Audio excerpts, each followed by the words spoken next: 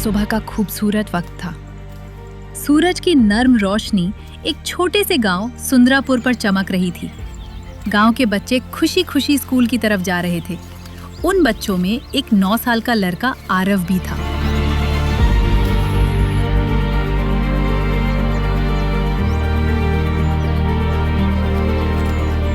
आरव एक सीधा, ईमानदार और मददगार बच्चा था। गांव के लोग उसे बहुत पसंद करते थे। स्कूल जाने के लिए बच्चों को एक छोटे जंगल के पास से गुजरना पड़ता था। जब आरव जंगल के पास पहुंचा, उसने झाड़ियों के पीछे से कुछ अजीब सी आवाज सुनाई दी। ऐसा लग रहा था जैसे कोई छुपकर बात कर रहा हो।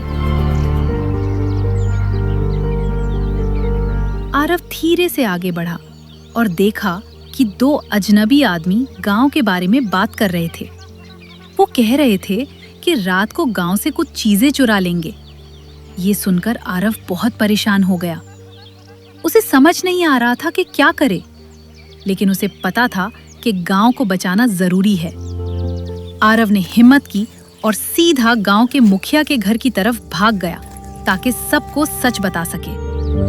आरव ने मुखिया को सारी बात बता दी। पहले तो मुखिया को यकीन नहीं हुआ, लेकिन आरव की ईमानदारी देखकर उन्होंने बात को सीरियस लिया। मुखिया ने गांव वालों को इकट्ठा किया और सबको होशियार रहने को कहा। उन्होंने रात के लिए एक छोटी सी प्लान भी बना ली। रात हो गई। गांव अंधेरे में डूबा हुआ था, लेकिन कुछ लोग छुपकर पहरा दे रहे थे। थोड़ी देर बाद वही 2 आदमी छुपके से गांव में घुसने की कोशिश करने लगे। जैसे ही वो गांव में आए, गांव वालों ने उन्हें घेर लिया। चोर हैरान रह गए कि उनकी प्लान कैसे पकड़ी गई। मुखिया ने सबको बताया कि ये सब आरव की वजह से मुमकिन हुआ है। अगर आरव हिम्मत न करता तो गांव को बहुत नुकसान हो सकता था। उस दिन के बाद से आरव गांव के बच्चों का हीरो बन गया। सब उसकी हिम्मत और सच्चाई की मिसाल देने लगे। इस कहानी से हमें ये सबक मिलता है कि ईमानदारी और हिम्मत से बड़ा कोई ताकत नहीं होती।